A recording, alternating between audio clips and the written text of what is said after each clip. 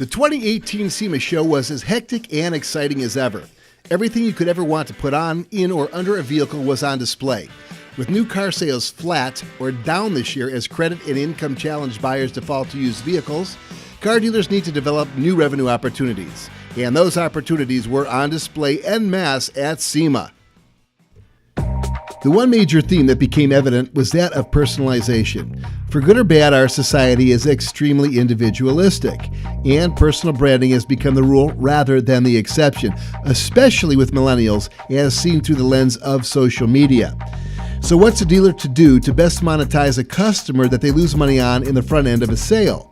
Well, here are some great ideas, many that can be financed with the sale of the vehicle for a relatively small monthly cost, are still covered under the manufacturer's warranty, and allow a customer to do something special to their new or used car that sets them apart from everybody else in the neighborhood who has the same vehicle. It may also substantially increase the value of that vehicle in the long run. Wrapping a vehicle has become more and more popular with consumers who are interested in driving a unique one-off vehicle that either brands them or their business and protects the original paint job at the same time.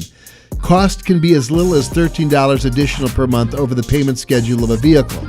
Depending on the uniqueness and creative quality of the wrap, and there's some crazy stuff out there, the value of the vehicle can be far greater than the same vehicle as seen on the dealer lot before that wrap makeover.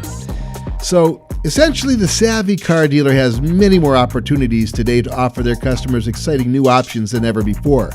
Many of these are profitable, and many of these options carry no overhead, can be brokered, and are far more compelling to today's millennial market than window tinting and throwing a new set of wheels was to the older folks' market. Although even those technologies and design options have evolved as well, I consider you have a look at everything that's out there and on display at SEMA 2018.